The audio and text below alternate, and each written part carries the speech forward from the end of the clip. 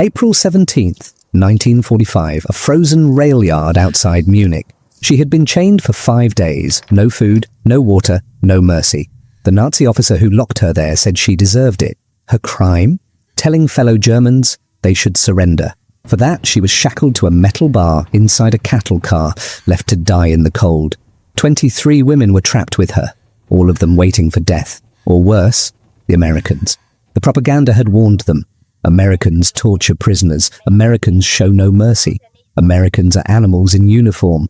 So when Sergeant Emmett Crenshaw pulled open that rusted door, she expected a monster. Instead, he set down his rifle, crouched to her level, looked into her eyes, and asked one simple question. That question broke her, not with pain, not with fear, but with something she never expected from the enemy. Kindness. What did he ask? And why did 3 simple words shatter everything she believed? Stay with me. This story will change how you see humanity. If you love untold stories from history, please subscribe to this channel, hit the like button, and watch until the end, because this woman's journey will stay with you long after the video ends. The rail yard had no name anymore. Whatever the Germans had called it, some bureaucratic designation stamped on schedules and freight manifests, was gone now, erased by the same artillery that had cratered the switching station and twisted the signal towers into abstract sculptures of bent iron. By April 17th, 1945, it was just another wound in the landscape, another scar left behind as the Third Reich bled out across Bavaria. Sergeant Emmett Crenshaw's patrol reached the yard at 7:40 hours. 12 men, tired, cold, their boots crunching on frost that still clung to the gravel despite the weak morning sun.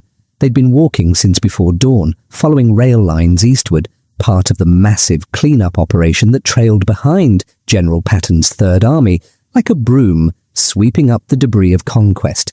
The fighting had moved on. What remained was the sorting, cataloguing what the retreating Wehrmacht had abandoned in their haste to escape the closing American pincers. Standard procedure. Check every building, every boxcar, every cellar. Look for hidden weapons, intelligence documents, stragglers who hadn't gotten the message that the war was over for them. Spread out, Crenshaw ordered, his Alabama drawl soft but carrying. 2 men per car. Check everything. Anything unusual, you call out. The statistics of collapse surrounded them. In the final months of the war, the German rail network had moved over 400,000 troops and countless tons of materiel in desperate, futile attempts to reinforce crumbling fronts. Now those same rails carried nothing. Locomotives sat cold and dead. Freight cars stood abandoned, their contents spilling onto the ground. Crates of machine parts, medical supplies, boxes of paperwork that would never reach their destinations. The smell hit them first. Oil and rust, wet ash, something organic underneath that nobody wanted to identify. Private Merle Oxley, barely 20 years old and still uncomfortable in a helmet that looked borrowed from an older brother, gagged and turned away. The older men said nothing. They'd learned to breathe through their mouths. Cars 1 through 6 yielded nothing remarkable. Empty. Abandoned. Some had their doors hanging open like slack jaws. Others contained mundane cargo. Crates of ammunition with no guns to fire them, medical bandages that would never wrap wounds, stacks of Wehrmacht uniforms still wrapped in paper, waiting for soldiers who would never wear them. Then they reached the 7th car. Private First Class Reynaldo Estrada tried the door and found it locked. Not just closed, chained. Heavy links wrapped around the exterior handles, secured with a padlock that gleamed dully in the grey morning light. "Sergeant," Estrada called out, "got something here." Crenshaw walked over, his rifle hanging easy at his side. He examined the chain, ran a finger along the cold metal. His brow furrowed. "Why would someone chain a cargo car from the outside?" he murmured, more to himself than anyone else. Estrada shrugged. "Keep something in, maybe, or keep us out." Crenshaw stood there for a long moment, studying the sealed door. In 3 years of war, he'd learned to read situations the way his father had taught him to read weather back in Alabama. The way clouds gathered before a storm, the way stillness in the air meant something was coming. This felt wrong. The Wehrmacht abandoned equipment all the time now. They left tanks, artillery pieces, entire motor pools, but they didn't lock things up and throw away the key, not unless they were hiding something or leaving something to die. Cut it. Crenshaw said quietly. Estrada pulled bolt cutters from his pack. The chain snapped with a metallic crack that echoed across the empty yard, sharp as a rifle shot. Birds scattered from a nearby roofline, their wings beating against the silence. Crenshaw gripped the door handle. The metal was ice cold, burning his palm even through his gloves. He pulled. The door slid open with a grinding screech of rusted wheels, and morning light flooded into the darkness within. The smell that poured out made Estrada step back, one hand covering his nose. Not death, thank God not death, but something almost as terrible. Unwashed bodies, human waste, sickness and fear given olfactory form. And then, as Crenshaw's eyes adjusted to the shadows, he saw them. Shapes, human shapes. Women, huddled against the wooden walls, wrapped in torn blankets, staring at him with eyes that expected the worst. But one woman wasn't huddled with the others. One woman was chained to a metal support bar in the center of the car, her wrists shackled, her body frozen in a crouch that spoke of days without relief. And she was looking directly at him. The cattle car was freezing. No insulation, just wooden walls and a metal roof. Frost covered the inside corners. The women's breath came out in white clouds. Crenshaw counted them quickly. 23 women. Most wore torn Wehrmacht auxiliary uniforms, the grey-green of nurses, clerks, radio operators. Some had blankets wrapped around their shoulders. Others just sat in the dirty straw that covered the floor, staring at nothing. In one corner sat a bucket. That was their toilet. The smell came from there, but Crenshaw's eyes kept returning to the woman in the center. She was young, maybe mid-20s. Her nurse's uniform was filthy, torn at the shoulder, stained with blood. Whether hers or someone else's, he couldn't tell. Her dark blonde hair hung in matted strands around her face. Dirt streaked her cheeks. Metal shackles bound both wrists. A short chain connected them to the vertical support bar. The chain was too short for her to stand up fully, too short to sit down completely. She was stuck in a half-crouch, her legs trembling from exhaustion. When the door opened and light poured in, the women reacted differently. Some covered their faces as if expecting to be hit. Others just stared, too tired to care. A few whispered to each other in German, their voices barely audible. The chained woman looked up at Crenshaw. Her eyes were dark, sunken from lack of sleep and food. But they weren't empty. Fear lived there, yes, but also something else. A kind of stubborn defiance. She expected the worst. She'd been told what Americans did to prisoners, especially women. The Nazi propaganda had been relentless. By 1945, Joseph Goebbels' ministry was broadcasting warnings 24 hours a day. Americans would torture captured Germans, rape the women, leave them to die in ditches. Better to take cyanide than surrender to the Allies. This woman had believed those warnings. Every German had heard them, seen the posters, listened to the radio broadcasts. Now here she was, chained like an animal, and the enemy had found her. She braced herself for what came next. Crenshaw stood in the doorway. Behind him, Estrada and the others waited, watching. The sergeant was tall, broad-shouldered, his face weathered by 3 years of war. He'd seen too much. Dead soldiers in frozen foxholes, destroyed cities, refugees walking in endless columns with everything they owned on their backs. But this was different. This was deliberate cruelty. Germans doing this to other Germans. He looked at the chained woman for a long moment. She looked back, waiting. Her breathing was shallow, rapid, her whole body tensed, ready for pain.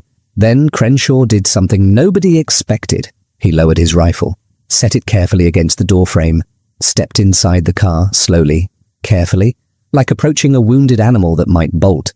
He stopped a few feet from her, crouched down to her eye level, and in simple, clear English, knowing she probably wouldn't understand all the words, but hoping his tone would carry the meaning, he asked, "When did you last eat?" The question hung in the cold air. Not who are you, not why are you chained, not where are your commanders, just concern about her basic welfare. When did you last eat? The woman, her name was Anneliese Vogelsang, though Crenshaw didn't know that yet, stared at him. Her lips trembled. She opened her mouth to speak, but no words came. She'd been preparing herself for cruelty, for hatred, for violence. She'd built walls in her mind, preparing for whatever the Americans would do. The propaganda had taught her exactly what to expect, but this question, this simple human concern, completely broke through those walls. Tears began streaming down her dirty face. Her shoulders shook. She tried to speak, tried to answer, but all that came out was a sob, then another. Then she was crying openly, uncontrollably. All the fear and pain and exhaustion of the past 5 days pouring out in broken sobs. Crenshaw didn't move. He just stayed there, crouched in front of her, waiting. His face was calm, patient, not threatening. Behind him, Estrada shifted uncomfortably. This wasn't what any of them expected to find today. The other women in the car watched in silence. Some started crying too, not from fear anymore, from something else. Confusion, maybe. Disbelief. This wasn't the enemy they'd been promised. After several long minutes, Annalisa's crying subsided. She was still trembling, but she'd regained some control. She looked at Crenshaw through tear-blurred eyes. He was still there, still waiting, still looking at her like she was a person, not an enemy. Crenshaw stood up slowly, turned to his men. "Estrada, get the bolt cutters," he said quietly. "And someone radio back to command. Tell them we need medical personnel here. Multiple civilian prisoners. At least one in bad shape." He looked back at Annalisa. "We're going to get you out of those chains." She didn't understand the word, but she understood the tone. For the first time in 5 days, something other than fear entered her heart. Hope. Estrada moved forward with the bolt cutters. Annalisa flinched when he approached. Her body went rigid. Crenshaw held up his hand in a calming gesture. "It's okay," he said softly. "We're going to help you." She didn't understand the words, but his tone was gentle. His movements were slow, careful, not threatening. Estrada positioned the bolt cutters around the chain connecting her shackles to the metal bar. He was careful not to touch her wrists. The blacksmith's son from El Paso had worked with metal his whole life. He knew how to cut without causing harm. One squeeze. The chains snapped. Suddenly, Annalisa could move. After 5 days locked in that half-crouch position, she could finally sit down properly. Her legs gave out immediately. She collapsed to the floor of the cattle car, unable to stand. The shackles were still on her wrists, connected by a short length of chain, but at least she wasn't bound to the bar anymore. She sat there, shaking, not from cold, from release. Crenshaw pulled a canteen from his belt. He unscrewed the cap and held it out to her. "Water," he said, gesturing to his mouth. "Drink." She stared at the canteen like it was a miracle. Her hand, shaking badly, reached out and took it. The metal was warm from being against his body. She brought it to her lips. The water was the most beautiful thing she'd ever tasted. She drank carefully, not frantically. Her body knew better than to drink too fast after days without water, but each swallow felt like life returning. She lowered the canteen after a few swallows and looked at Crenshaw again. Something different was in her eyes now. Not just fear, something else. Confusion, disbelief. This wasn't supposed to happen. The Americans weren't supposed to be kind. While this happened, other soldiers were helping the rest of the women out of the cattle car. Most could walk, though they moved slowly, stiffly. Their bodies were cramped from days of sitting in the cold. Waltraud Seidel, the oldest woman there at 44, needed support. 2 soldiers helped her down. She was a mother of 4 boys, all conscripted into the Wehrmacht, all missing now. She kept whispering the same phrase over and over in German. "They're helping us. They're actually helping us." Young Sieglinde Habermann, only 19, was still terrified. She pulled away from the soldiers at first, covering her face, but when they didn't hurt her, when they just waited patiently with their hands out to help her down, she finally took their hands. Helma Rothenberg, a nurse who'd collapsed from dehydration, couldn't stand at all. 2 soldiers made a stretcher from a blanket and carried her out gently. Within an hour, medical personnel arrived. Captain Vivian Calloway stepped out of a jeep, her uniform crisp despite the long drive. She was a no-nonsense woman from Richmond, Virginia. At 36, she'd seen her share of casualties in field hospitals across France and Germany, but even she paused when she saw the state of these prisoners. "Jesus Christ," she muttered. Then louder, "Okay, let's get them sorted. Anyone unconscious or unable to walk over here. Everyone else we're doing basic medical checks." The German women were terrified of her at first. They didn't understand English commands. They assumed the worst. But Captain Calloway had dealt with frightened civilians before. She moved slowly, spoke softly, made sure to show them everything she was doing. A thermometer wasn't a weapon. A stethoscope wasn't a torture device. Just medical equipment. She crouched beside Annalise, much like Crenshaw had done. The nurse noticed the shackles immediately. "We need to get those off," she said, looking at Estrada. "Can you cut them?" "Yes, ma'am," Estrada replied. But carefully, her wrists are torn up. The shackles had cut deep into Annalise's wrists. The skin was raw, bleeding in places, infected in others. 5 days of those metal cuffs with no relief had left wounds that would scar. Captain Calloway cleaned the wounds as gently as possible. Annalisa still winced at every touch.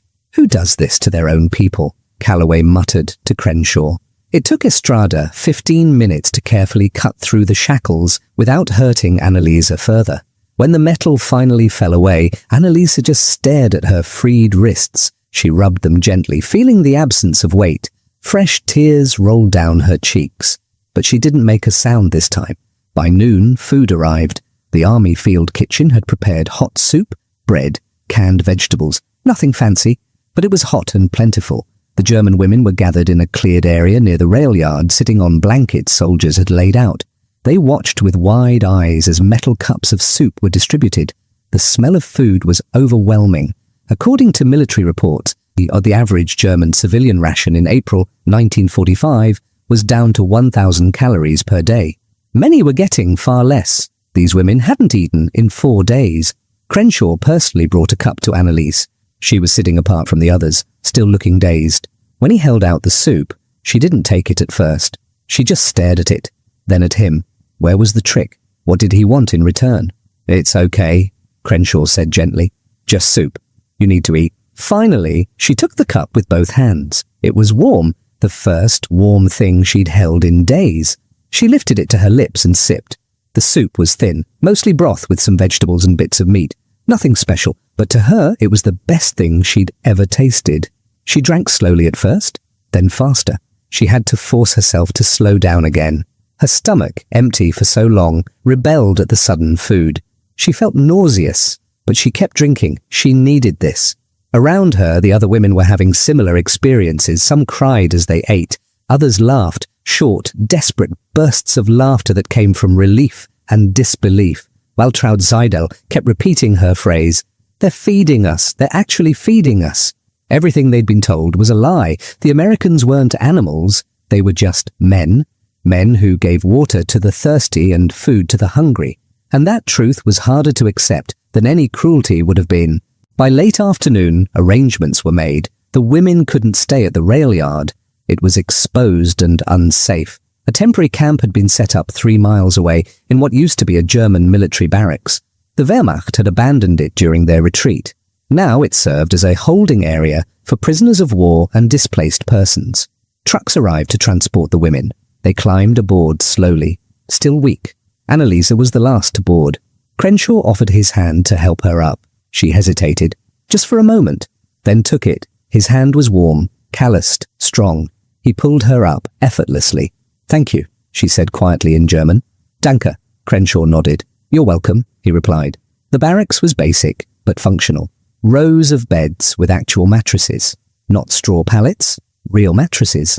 Blankets, pillows. A washroom with running water. Cold water, yes, but running. Toilets that flushed. After 5 days in that cattle car felt like luxury. Captain Calloway was there, overseeing everything. Through a German-speaking translator, she explained the rules. "Each of you gets a bed. We'll bring dinner in a few hours. There's a washroom down the hall. Please clean up if you can. We'll provide fresh clothes tomorrow." The women dispersed slowly. Some collapsed onto the mattresses immediately, not even removing their filthy clothes. Others headed straight for the washroom, desperate to feel clean again. Annalise chose a bed near the window. She sat on the edge, testing the mattress. It was firm but comfortable, so different from the wooden floor of the cattle car. She lay back and stared at the ceiling. For the first time in days, she felt something close to safe. The days began to form a pattern.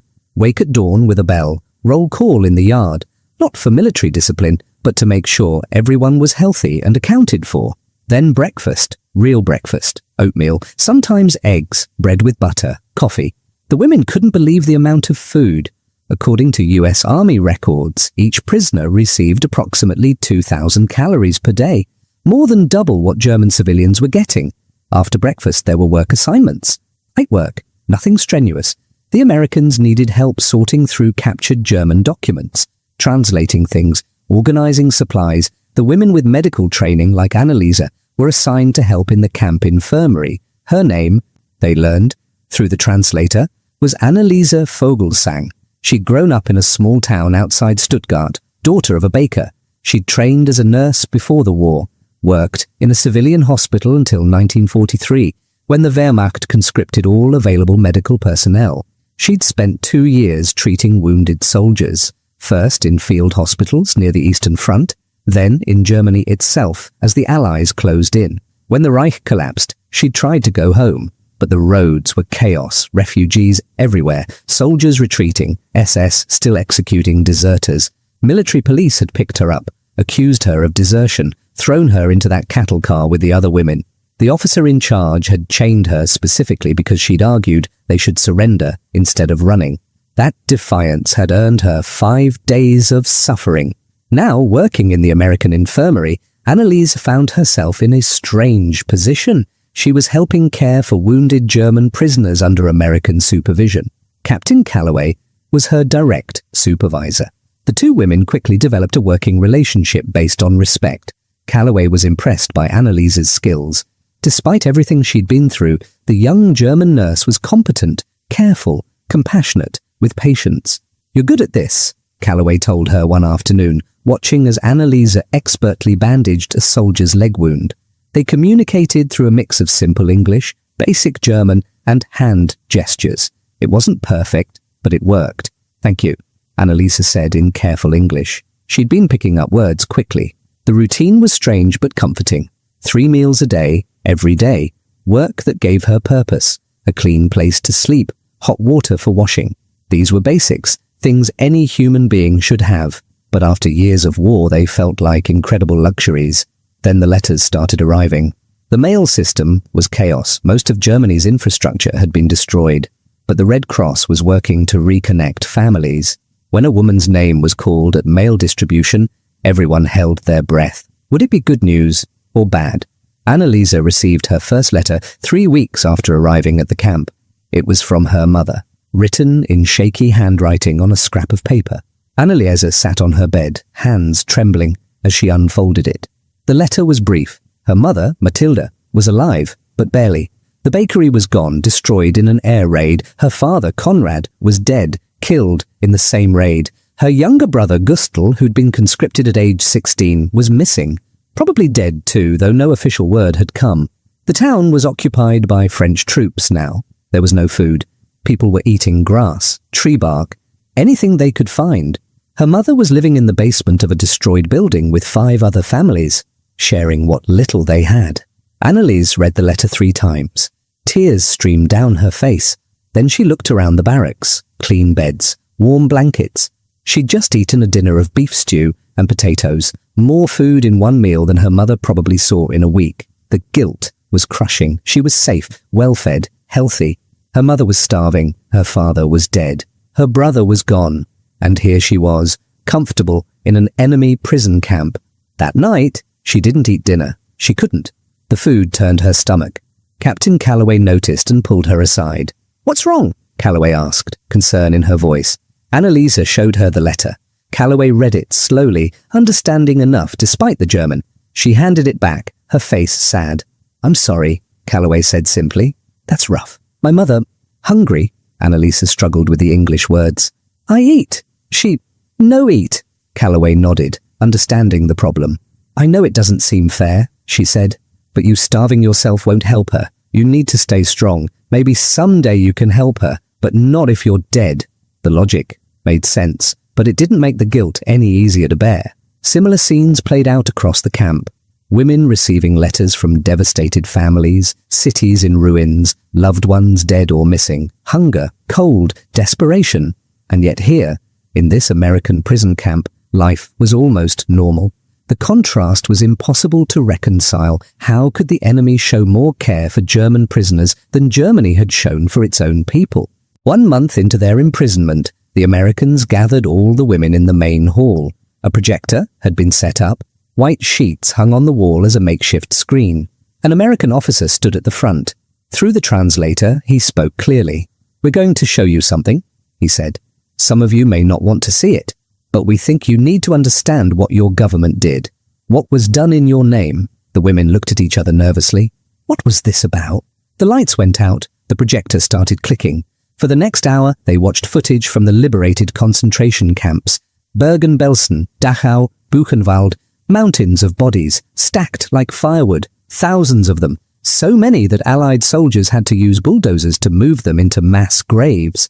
Living skeletons staring at cameras with hollow eyes, men and women so thin their bones showed through their skin, children who looked like old people, people who weighed 60 pounds but were somehow still alive, gas chambers disguised as showers, crematoriums with bones still inside, barbed wire, guard towers, piles of shoes, mountains of human hair, gold teeth extracted from corpses. The footage showed American and British soldiers forcing German civilians from nearby towns to walk through the camps to see what had been done. Women covered their mouths in horror. Men turned away, unable to look, but the camera kept rolling. The bodies kept appearing. The numbers appeared on screen. Over 6 million Jews murdered. Millions more Roma, disabled people, political prisoners, Soviet POWs. The largest organized mass murder in human history. In the dark hall, some German women looked away.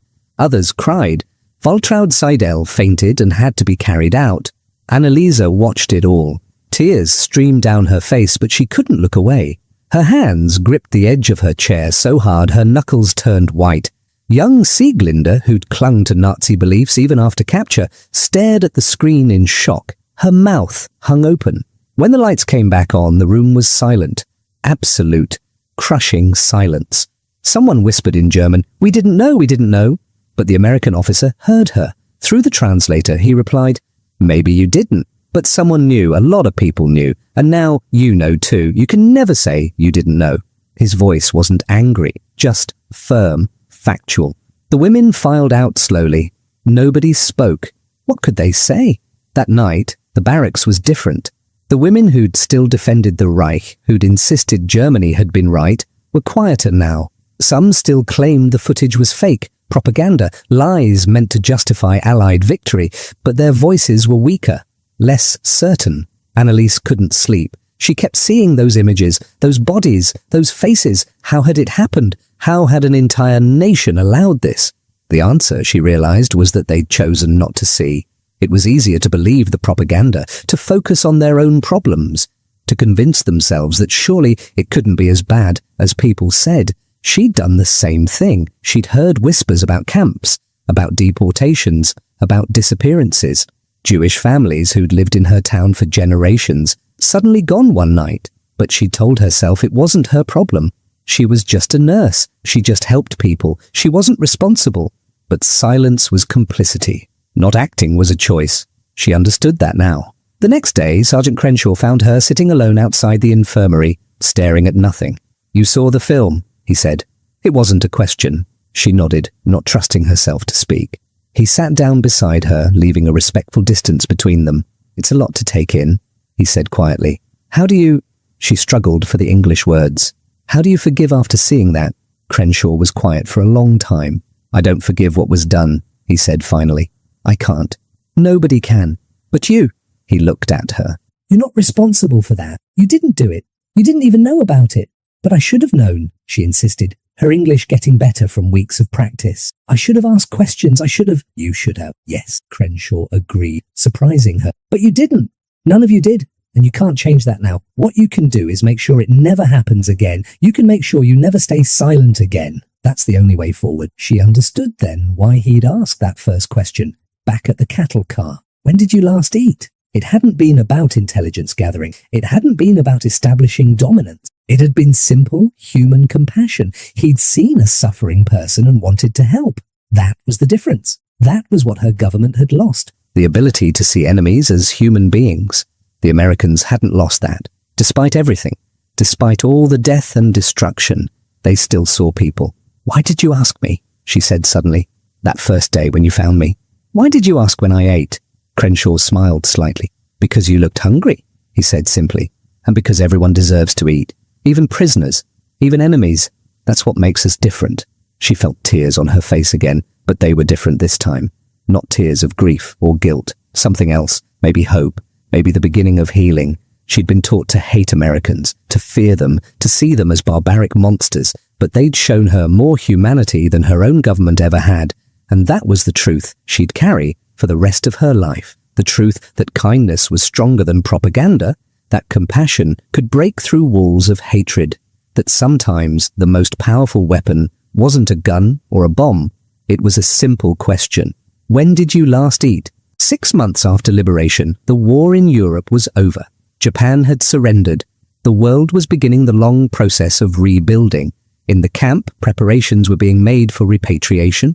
Most German prisoners would be sent home once authorities determined they weren't war criminals and had somewhere to go. Annaliese's turn came on a grey November morning. She was called to the administration office and told that arrangements had been made. Her mother was still alive, still in that small town outside Stuttgart. Anneliese could go home. She should have been happy. She'd been dreaming of this moment for months, but instead she felt strangely empty. That evening, she found Crenshaw. He was off duty, sitting outside the headquarters building, smoking a cigarette. "I'm leaving," she told him in English. Her accent was still thick, but her grammar had improved dramatically. "They say I can go home next week," Crenshaw nodded. "That's good. You must be relieved." "Yes," she said. Then more honestly, "No, I don't know." He gestured to the spot beside him. She sat down. "What's wrong?" he asked. She struggled to put it into words. "When I came here, I thought I knew who I was. German nurse, loyal to my country. But now," she trailed off. "Now you don't know," Crenshaw finished for her. "Everything I believed was wrong," she said. "Everything I was taught, everything I thought I knew about the world, it was all lies, and I didn't question it. I just accepted it." "So don't accept things without questioning them anymore, Crenshaw. That's what you learned here. That's what you take home with you." "But how do I live in Germany?" she asked, the whisper, as if she couldn't believe it. "Mama," Anneliese said. And then they were holding each other, both crying. That night, as they sat in the cold basement sharing food Anneliese had brought from the camp, her mother asked the question Anneliese dreading. How were the Americans? Were they cruel? Anneliese could have lied. It would have been easier, but she'd promised herself. No more silence. No more looking away from truth. "No," she said honestly. "They were kind. They fed us, gave us medical care, treated us like people." Her mother was quiet for a long moment. "Then we were told lies about that too," she said finally, along with everything else. Anneliese stayed in her hometown, found work in a makeshift hospital treating injured and sick civilians.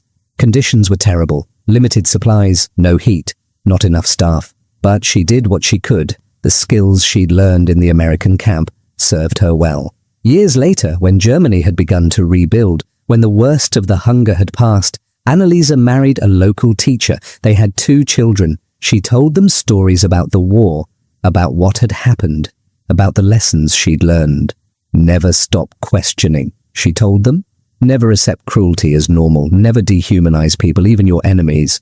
That's how it all went wrong. That's how good people did terrible things. She never saw Sergeant Emmett Crenshaw again.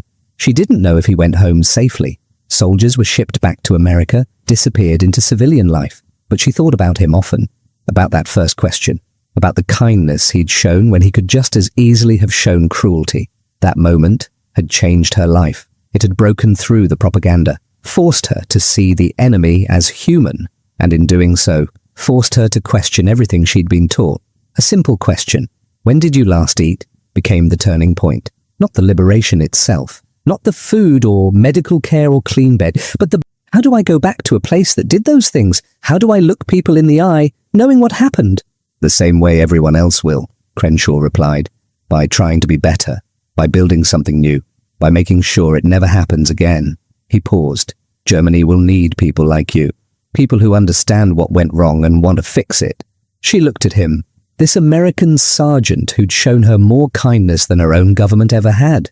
"I want to thank you," she said, "for everything, for cutting me free, for treating me like a person, for asking when I last ate." Crenshaw smiled. "You don't have to thank me for basic decency. That should be the standard, not the exception. In my country, it became the exception," she said, quietly. "That's the problem." They sat in silence, watching the sun set over the camp. The week before departure, Anneliese packed her few belongings. The Americans had given her new clothes to replace her torn uniform. She had letters from Captain Calloway recommending her as a skilled nurse. She had addresses of aid organizations that could help her and her mother, but she was terrified. What would Germany be like now? The journey back took 3 days. She travelled with other repatriated prisoners, all of them nervous and uncertain. When they crossed into Germany through the American zone, the reality hit them. The destruction was beyond imagining. Cities that had once been proud and beautiful were now just rubble. Frankfurt, Stuttgart, Mannheim, all reduced to broken shells. People lived in the ruin, trying to rebuild with whatever they could find. When Annalisa finally reached her hometown, she barely recognized it. The main street was gone. The church was a pile of stone. Her father's bakery was a crater. She found her mother in the basement she'd mentioned in her letter. The woman who greeted her was thin, almost skeletal, her hair completely grey. She was only 48, but looked 70. Annalise, her mother. Basic human decency behind that question. The recognition that even enemies deserve compassion. For Annalisa Vogelsang, that moment in the cattle car was both an ending and a beginning. The end of blind faith in propaganda. The beginning of understanding that humanity transcends nationality, that compassion is stronger than hatred, that sometimes the most powerful weapon is simple kindness. As she told her grandchildren many years later, I was prepared for cruelty. I'd built walls against it, but kindness. Kindness broke through every defense I had. It forced me to see the truth, that people are people, no matter what uniform they wear. And once you see that, you can never go back to hating. The war ended, the prisoners went home, life moved on. But the lesson remained.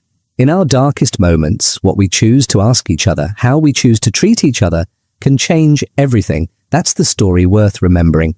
A German nurse chained in a cattle car, an American sergeant who asked about her well-being instead of her sins, and a simple act of human decency that proved more powerful than years of propaganda.